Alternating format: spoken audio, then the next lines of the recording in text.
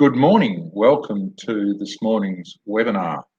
My apologies for being a few minutes late, in fact 6 minutes late. That's appalling. I'm sorry.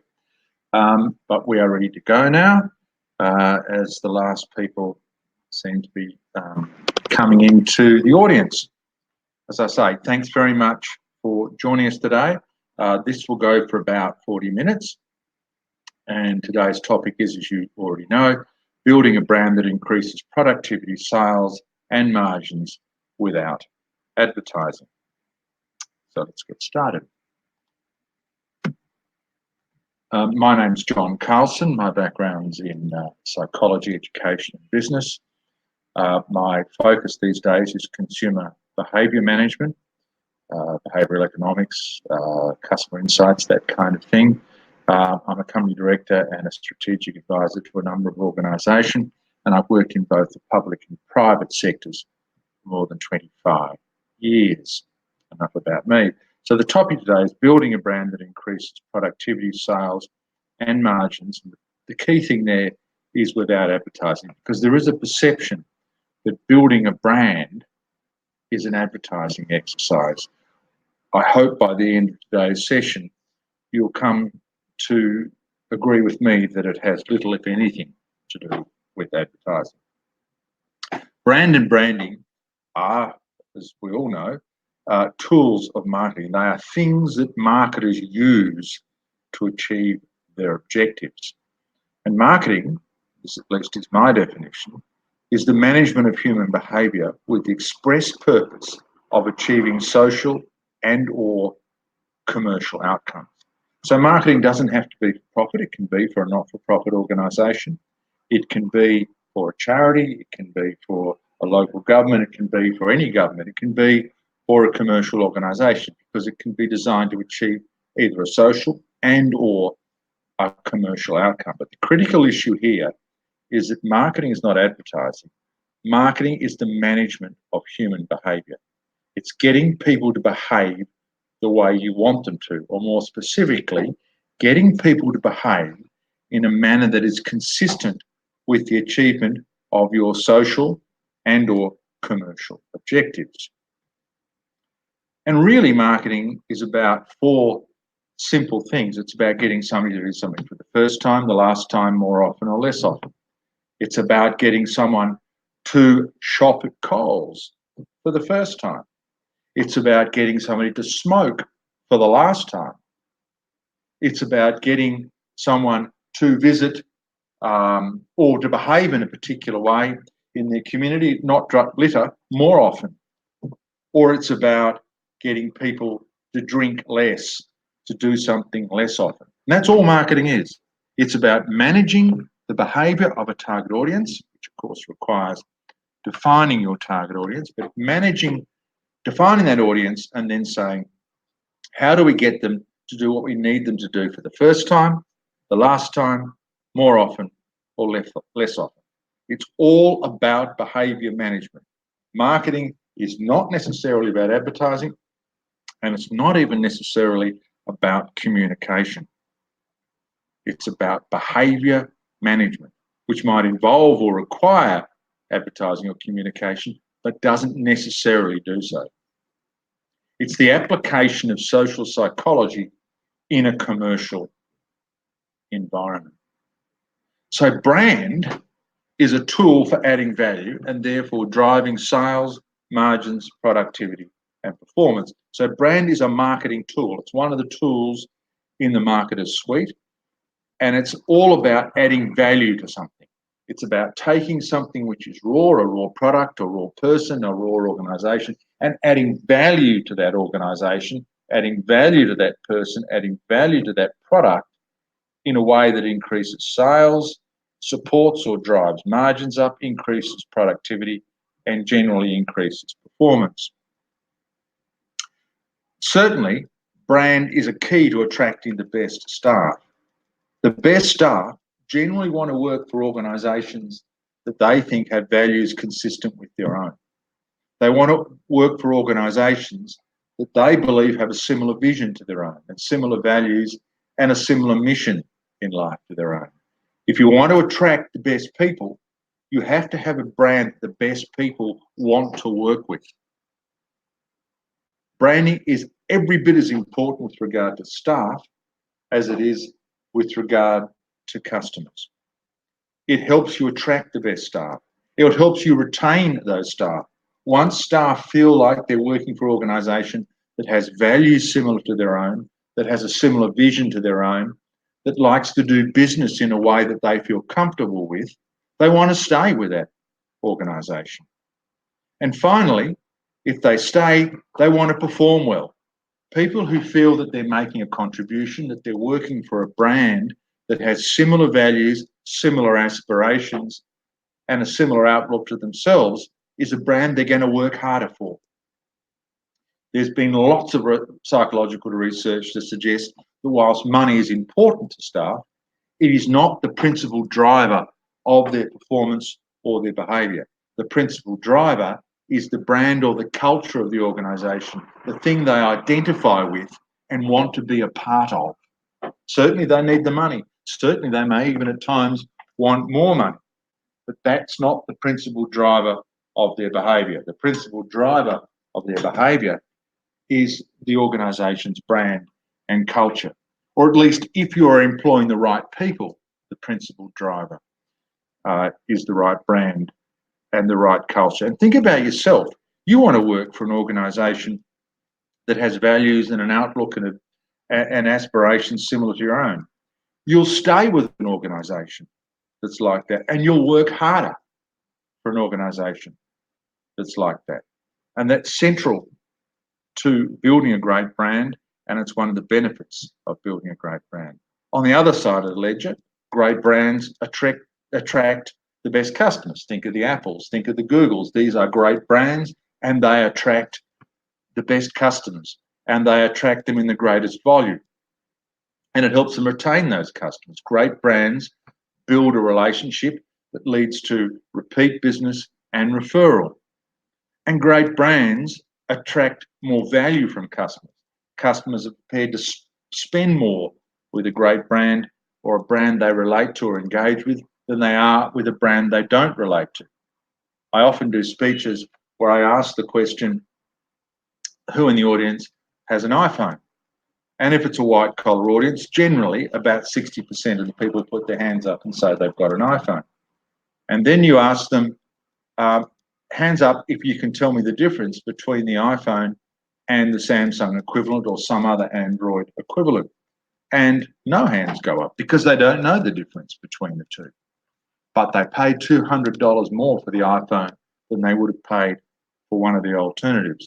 So they don't even know technically or tangibly what the difference is, but they will pay a premium because they relate to the brand. They engage with the brand. They see the brand as having values consistent with their own.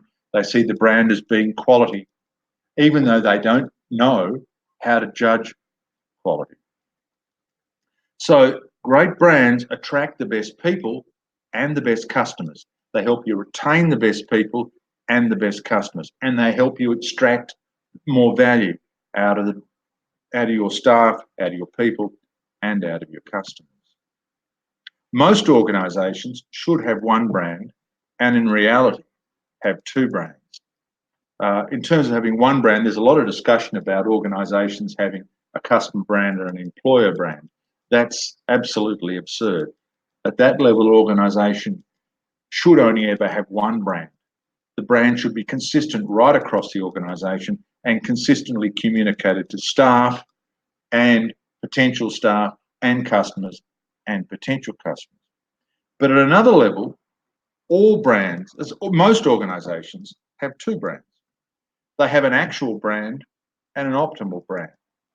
The actual brand, defined here in the words of Jeff Bezos, the owner of Amazon, refers to what your target audience says about a person or organisation when, not then, they are not in the room. So your actual brand is what your audience says about you when you're not in the room, right? Your optimal brand is what you'd like them to say about you when you're not in the room. Your optimal brand is the brand that you believe will add the most value, therefore attract the best staff and retain the best staff, the brand that'll add the most value and therefore attract and retain the best customers. That's your optimal brand. But your actual brand is what people are now saying about you, or what your target audience, at least, is now saying about you out there in the community.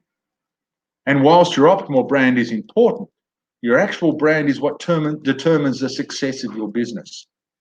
Whilst the optimal brand is what you think will deliver the greatest success in terms of attracting and retaining the best staff, in terms of attracting and retaining the best customer, it is the actual brand that impacts on staff, that impacts on customers.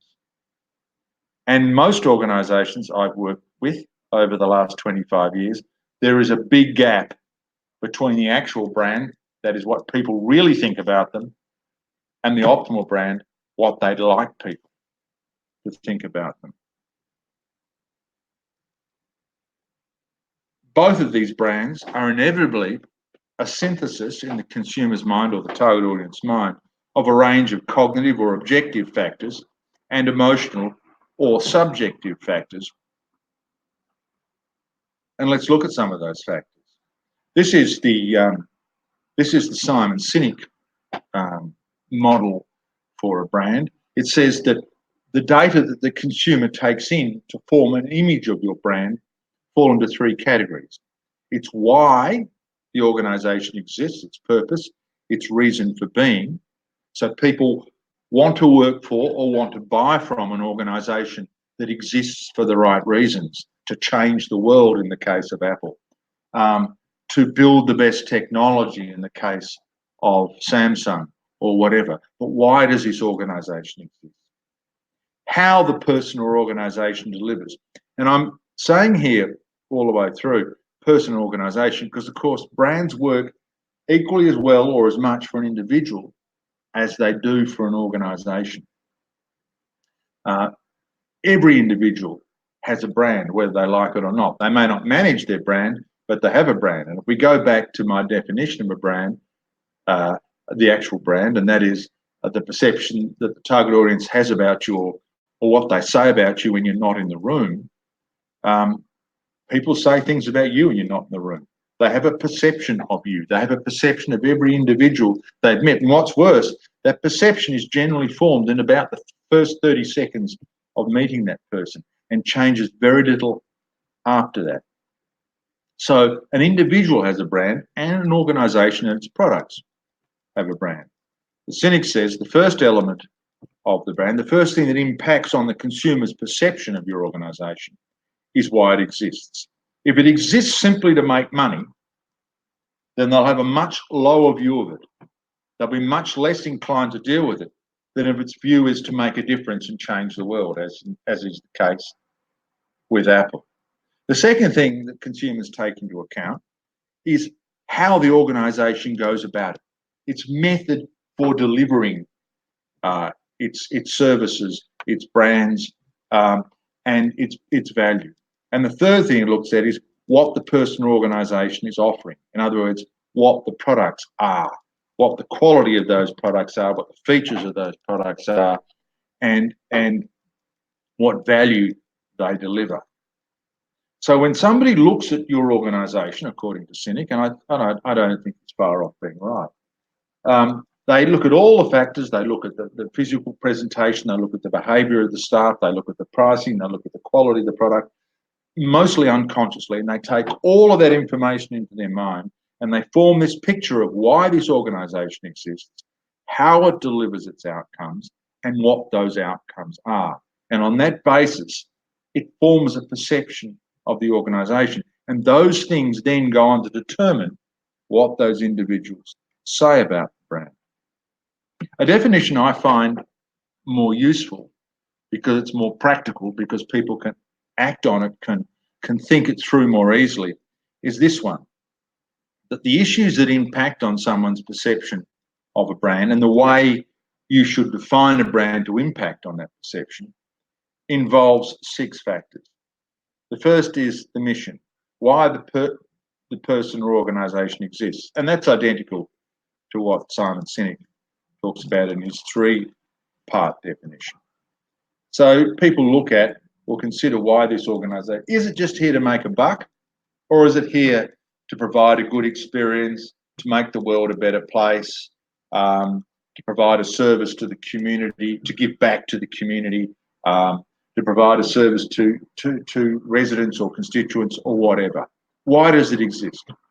The second thing they consider, or they like to know about and they like to empathise with, is what you're there to create. What are you trying to create? This is particularly important with an organisation or a government agency or a local government, where the idea is, what are they trying to create in our community? What is this organisation trying to create? And can I relate to what they're trying to create?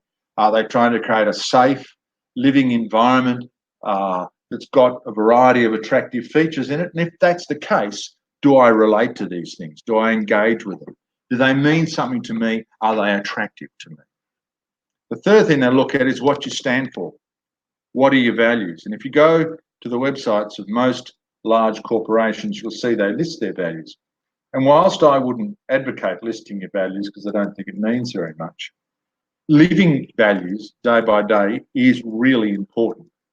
You know, one of the values of the Commonwealth Bank is integrity. I wonder how many people out there would suggest that the Commonwealth Bank has integrity. And one of the values of Optus is integrity. I wonder how many people would suggest that Optus has integrity. One of the values of Coles is integrity. And I wonder how many people would suggest that Coles have integrity. What people look for is values that are communicated through the behaviour of your staff. Now, are the staff honest? Are they transparent? Are they communicating openly?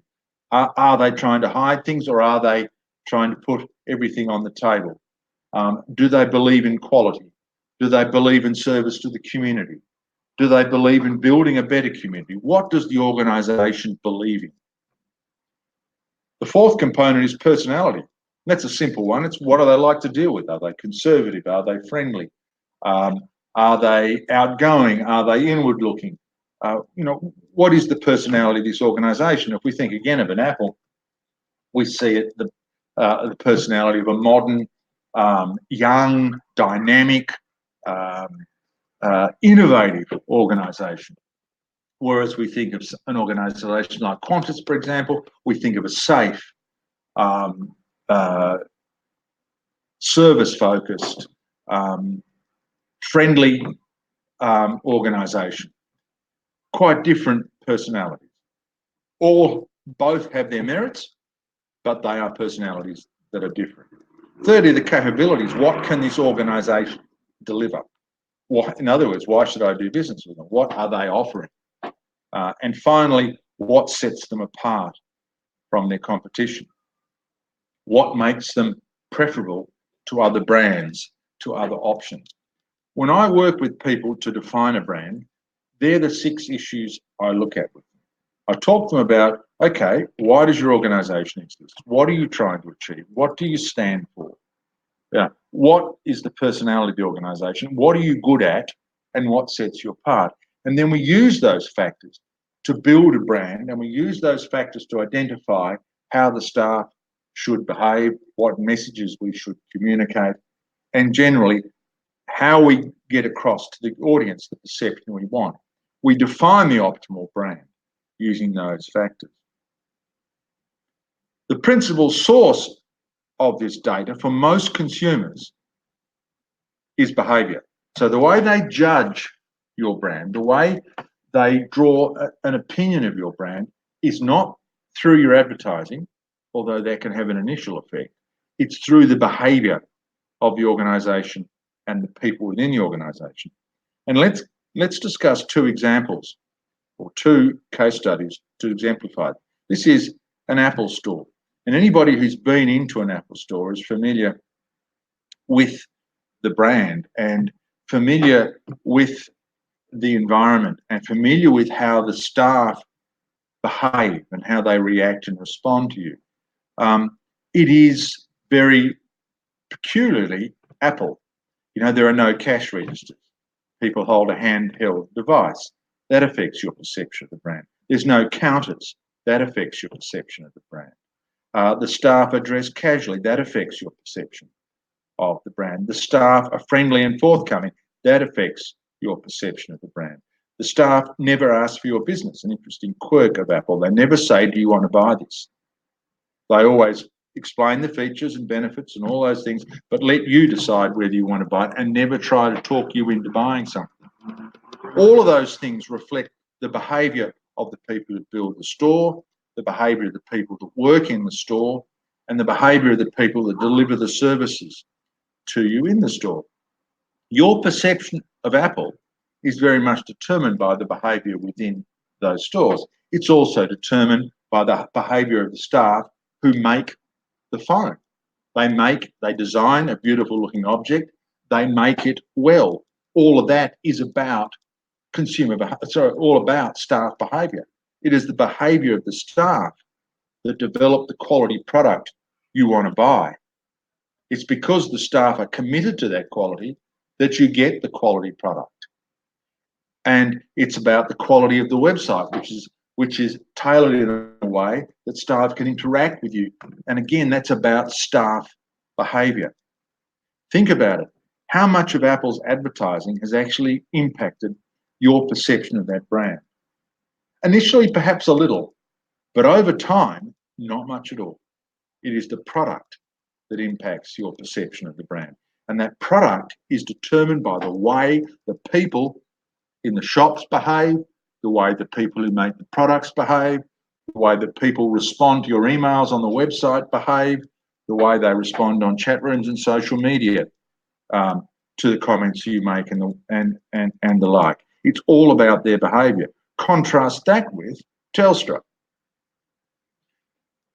Telstra tell you great things in their advertising about how good an organisation are, how good they are to deal with, how good they are to buy from, how reliable they are, how much reach they've got, and all of those kind of things. But does that message in their advertising match with your perception? I'll wager not. I'll wager your perception of the difference between the two is like the difference between the two stores. You see Telstra as far less reliable. You see Telstra as far less friendly. You see Telstra as far less engaging. You see Telstra as far less innovative. You see Telstra as providing a far less reliable service. Most people have had problems dealing with Telstra. Now, none of that is about advertising. All of that is about the behaviour of the staff you engage with in the shop, the behaviour of the staff that deliver the services, behaviour of the technicians that come to your house, the behaviour of the people that answer your inquiries online, the behaviour of the people who respond to your bill inquiries. That's what impacts your perception of the brand. Your perception of the Telstra brand is very little impacted, although it might have been in the very beginning, by the advertising. They can advertise till they're blue in the face and your perception of that brand will not change. Your perception of the brand is based on your experience with the brand, and that experience is based entirely on the behaviour of the people. And the same is true of Apple. If Apple, doesn't matter what Apple say to you in their advertising now, your perception of the brand is based on your interaction with the brand. The quality of the products, which are made by people. The quality of the service, which is delivered by their people. The quality of the response online, which is delivered by their people. It's all about the people. It is not about the advertising.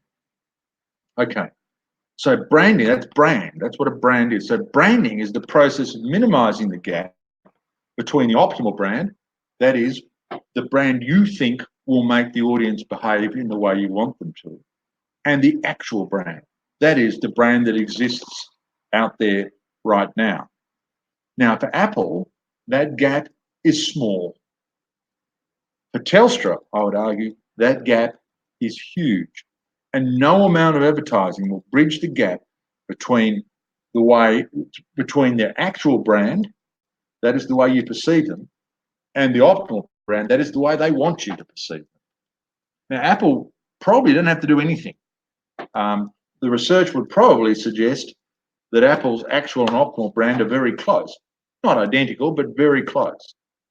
I would argue that Telstra's optimal and actual brand are very different. Therefore, the job of branding, the job of bringing them together is a much bigger job.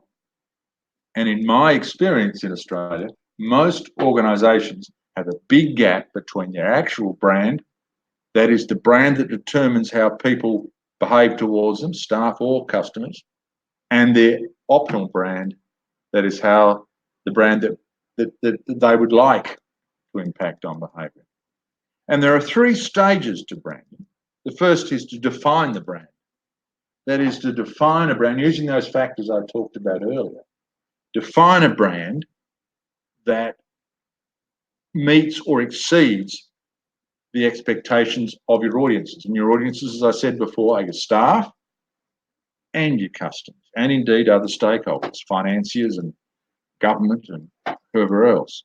But it's about all your audience. It's about defining a brand that your audience will engage with. It's then creating an environment in which your staff live that brand as they do in Apple, and therefore create the brand through their living of it, as opposed to Telstra, who talk about their brand. I'm sure they've defined their optimal brand extremely well. They're clever people. But what they haven't done is lived it. They don't live the brand, and therefore the brand doesn't exist, or at least the optimal brand is a long way from the actual brand. And once you've defined it, and once you've lived it, then you start the business of communicating it. And the mistake that many organisations make is to start communicating the brand before it's real. That is, before people are living it. What happens then is somebody sees all your brand messaging and advertising or marketing or whatever, and then they go into your organisation, they go into your shop, or they meet you as an individual, and they say, hang on, there's cognitive dissonance here. This person isn't what the advertising said. This store isn't what the advertising says. And what happens then is, firstly, the outcome is not optimal. The person doesn't necessarily buy, may not necessarily pay as much, doesn't necessarily want to take the job, etc., etc. And they'll be very doubtful of any message you communicate in the future, because you've damaged your credibility, you've damaged the trust with that customer by not delivering what your communication says you deliver. And I think one of the big factors impacting on trust in business today is that people promise one thing and deliver another. And I'm sure you'd agree with that. They promise the world and deliver an atlas. And nowhere is that better exemplified than in politicians, federal politicians, for example, who say, this is what we will do, and then they do something different. This is what we like, but they're actually like something different, and they destroy trust. And it's no different to an organisation. You have to live the brand before you communicate it. And in fact, when you communicate it, the first way to communicate it is through the behaviour of the staff, through the delivery of products that meet expectation, through the delivery of service that meets expectation, through the delivery of all interactions in a way that meets or exceeds expectations. And then you've got to monitor it and fine-tune it, and keep fine-tuning the behaviour constantly, so that gap between the actual brand and the optimal brand becomes smaller and smaller and smaller, and it goes from where it is with Telstra, about 7 miles apart, to where it is with Apple, perhaps only a few inches apart. So you've got to define it in terms of what the market wants, what their expectations are. You've got to live it, then you communicate it, then you monitor and fine-tune. None of marketing, brand, or branding necessarily involves advertising. Nothing I've said so far requires advertising. Let's talk briefly about two other case studies or examples, if you like. This is Zara. Zara is the 5th largest fashion brand in the world. They have 1,400 stores around the world. In the April quarter, they finished their quarter in April 2019, they reported a profit of $738 million euro. Their annual profit will be somewhere around about 4 billion euro for the year. This is despite the fact that Zara have no advertising budget. Not a small advertising budget. They have no advertising budget. Zara have built their business entirely on culture. A culture that builds stores that the customer relates to. A culture that delivers clothing that the customer relates to. A store that has merchandising that the customer relates to. And in that regard, for example, their stock turn is 12 days. All the stock in the store is changed every 12 days. What does that do? It gets people back. They don't have to advertise it. They just know that every 12 days there's a stock turn. So people can go and see new product or buy the old product at very low prices. Service standards that meet customer expectation. Everything Zara do is about understanding, meeting and exceeding customer expectations. They have staff at the manufacturing level because they make their own clothing, at the design level because they design their own clothing, at the merchandising level, at the retail level, at the shop level, that understand customer expectations and deliver or exceed in terms of delivering on those expectations. And when that occurs, what you have is a great brand. It's not my kettle of fish. I wouldn't wear Zara clothing. But for its target market, and that's the critical issue, it's about its target market. It is a magnificent brand. It is one of the truly great brands of the world. Compare that to Myer. Now, Myer have about 60 stores in Australia. They made a $24 million profit for the 12 months ending June 2019, which was their first profit in 5 years. They have a multi-million-dollar advertising budget, tens of millions of dollars spent each year on advertising. So what's your perception of Myer? You know, does that advertising impact on your perception of Myer? Or do you see Myer as a store offering an average range of products at average prices with average store, average service and average merchandising? Is there anything you find attractive and outstanding about the Myer brand, despite the fact that they're spending maybe $20, $30 million a year telling you how good they are, telling you how low their prices are, telling you how good their service is? Do you believe it? Zara spend nothing and their audience believes it because their staff deliver. Myer spends a bomb and nobody believes it because their staff don't deliver. And I'm not just talking about the service staff. I'm talking about the staff who maintain the stores, the staff who clean the stores, the staff who manage the merchandising, the staff that do the buying, the staff that are charged with understanding what consumers want to buy and that the store has stock in it that you want to buy, the staff that do the pricing, the staff that provide the service. Every aspect of the staff impacts on your perception of that brand. And I would argue your perception of that brand is not great. Please email me or send me a message now if it is good.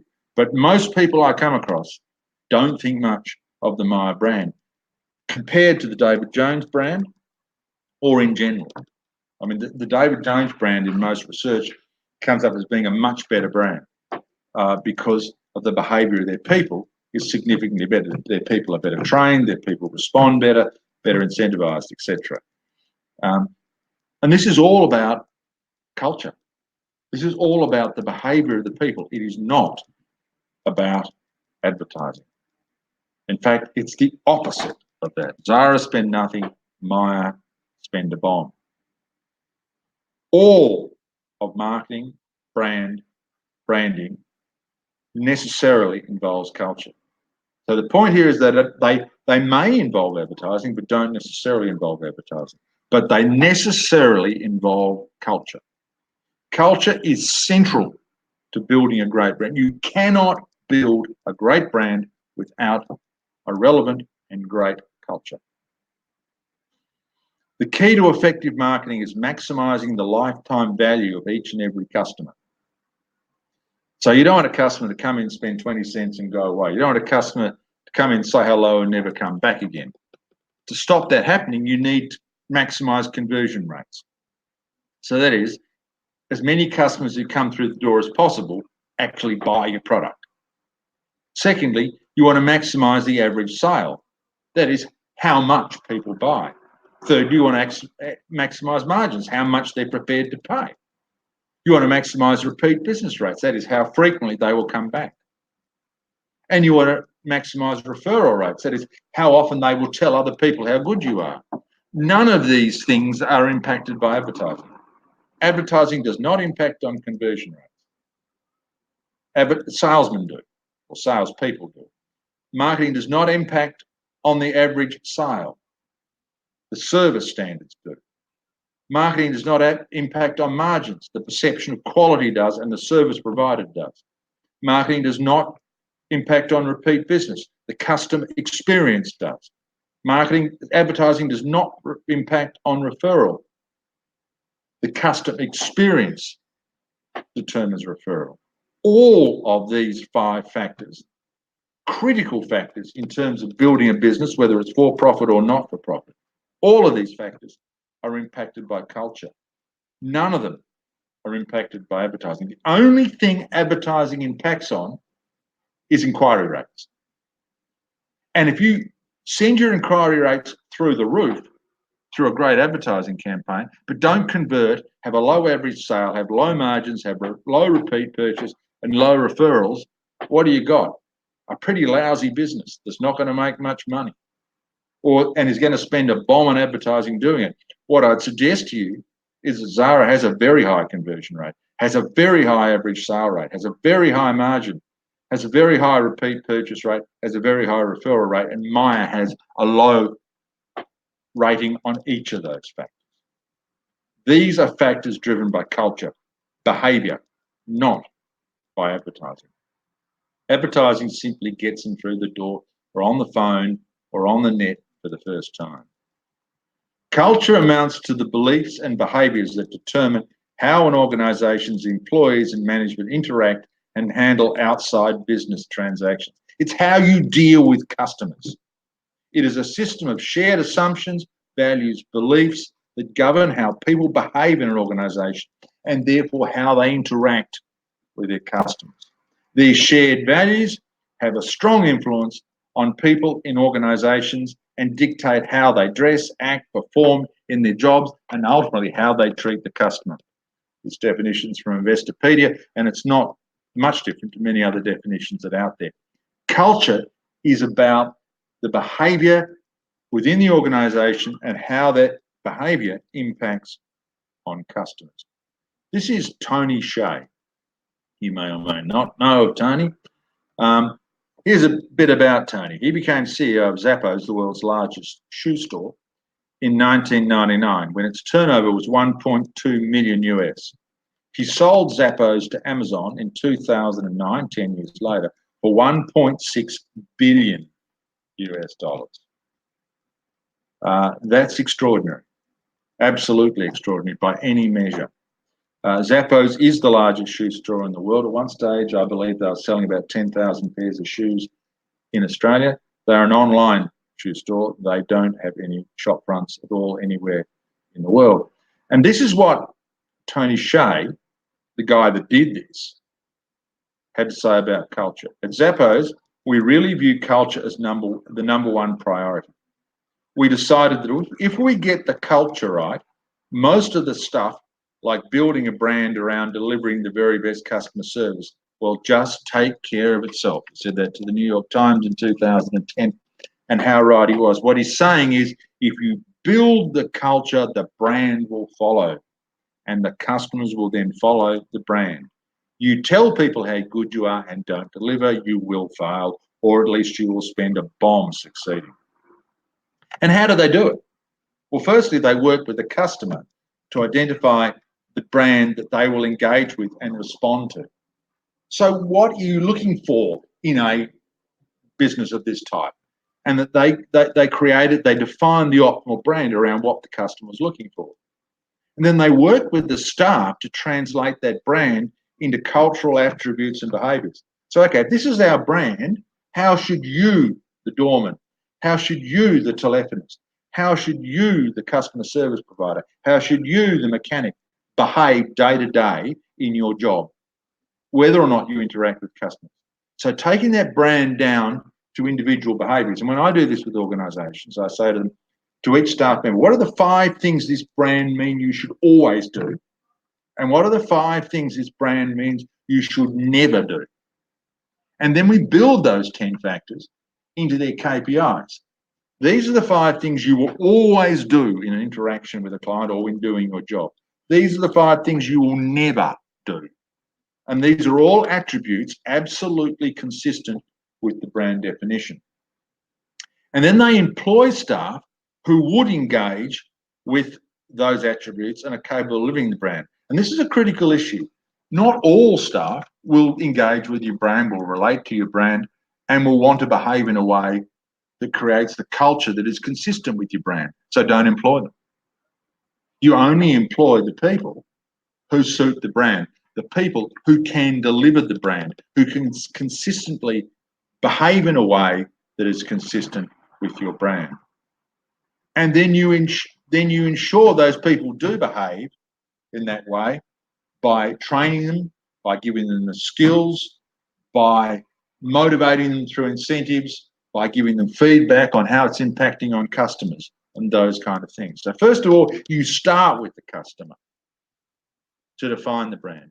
Then you go to the staff and you take that brand down to their individual behaviours in their individual jobs. You then make sure that you're only employing staff who will behave in that way. And then you go back to the customer and you say, okay, how well are we doing it? And provide that feedback along with training and incentives to the customer. That's how you build a culture that will build a brand. And this is the model for doing that. So we call this the brand culture continuum. So step 1, as you can see from the model, develop the brand strategy. That is, define the brand. What is the brand? Then we create the culture. We use that brand, pull down the attributes to individual behaviour and create the culture. People then live the brand. We then communicate the brand. And that continuum goes on and on and on. So we document the strategy. We define the brand, document the strategy. We then make sure we get the behaviour. And we can do some promotion if we want to. We select the right staff. We engage the staff. We incentivise the staff and we monitor the staff so that the culture is continually delivering the brand. Branding is about culture. After the brand is established within the organisation through culture, it can be extended beyond the organisation to the broader community, thus establishing the brand not just within the organisation, but outside. This is Seth Godin. Worth reading some of his stuff. It's pretty light, but it's pretty informative. He wrote a book called Tribes, and he talks about building a tribe of people that connect with your brand, that believe in your brand, that believe in your values, that believe in your vision, and like your mission, your reason for being. And he says that every great tribe has a leader, and the leader is your organisation, has followers, they are the staff and the customers, and it has outsiders, and outsiders are people who don't believe in the brand and therefore shouldn't be employed, who don't believe in the brand and therefore will never be customers. It's about focusing only on the people who believe in your brand. Secondly, they have a shared vision, values and interests. They relate to what you're trying to achieve, they relate to what you believe in, and they relate to your interests. They have a means of frequent communication. That is, they can talk to each other, perhaps online or face-to-face. And certainly this is critical with staff, getting the staff together on an ongoing basis and finding out how the implementation of the brand is, perhaps redefining those 5 things they should also do, always do, and the 5 things they should never do, and keep fine-tuning the brand. It's about targeted external communication and starting with behaviour in that communication. And then it's about leveraging that community with permission. This leads to his second book, or one of his other books, he's written about a dozen, which is about permission marketing. That is about you create a culture which creates a brand and extend that brand into the community in such a way that they're quite happy for you to market to them. They no longer see your marketing or your messaging as an intrusion. They actually see it as something to be celebrated, something to be engaged with. They start reading your newsletters, not because you want them to, but because they want to. They start looking at your website and reading what's on there, not because you want them to, but because they want to, because they see the brand as having a similar vision and similar values. They identify with the brand, but they'll only identify with the brand if the behaviour of the people is consistent with their expectations. So worth having a look at those two books. Both of them you can read in 2 or 3 hours. I'll be sending a copy of this presentation to everybody who attended the webinar, so you can get the details of the book from that. 61% of US corporations have or are developing a brand community or online tribe, recognising and engaging with their brand. So now they're starting to build online communities which allow them to extend that culture through the online environment, through online communities, not websites, but online communities, out into the community. And this is a very powerful tool for developing strong relationships. Just finishing, some other big brands that don't have an advertising budget. Costco, one of the world's biggest supermarket brands, much bigger than Coles or Woolworths, for example, has no advertising budget. It's all about community marketing. It's all about building its database, building a relationship with that database, and then using permission marketing to develop a relationship with them. Krispy Kreme, the weight increase brand, they have no advertising budget whatsoever, and yet they're one of the largest fast food brands in the world and one of the best-selling fast food brands in the world. Rolls-Royce, considered by some to be the most prestigious motor vehicle and engine manufacturer in the world. Most of the planes you fly in have Rolls-Royce engines, and yet they do no advertising whatsoever. So Zara is not out there alone. A lot of these big brands do no advertising. They simply deliver a great product and great service, which means they've got great staff who know how to deliver and want to deliver a great product and great service. Some closing notes. I'm not suggesting that advertising is of no value. It does have value in some circumstances. I am suggesting, however, that advertising is not necessary to build a powerful brand, and you can and should build a powerful brand without advertising. I will also suggest that once your brand lives, that is, once you've created the brand through your culture, whatever you spend on advertising will be less. It's a very, very effective way of reducing your advertising. If you take, for example, the example I gave before of Telstra and Apple, Apple spend less than a percentage, I think it's about 0.74% of their turnover on advertising. I understand that Telstra spends about 7.5% of their turnover in advertising. So because their brand is not great, Telstra has to spend a lot more on advertising that brand, on getting new customers through the door, because they're simply not getting, except where you don't have a choice, the level of repeat business, the high average sale, the high margin, and the high referral rates. Action: define your optimal brand. Accept that there is out there a real brand and find out what it is, but define your optimal brand. Then create a culture that brings that brand to life.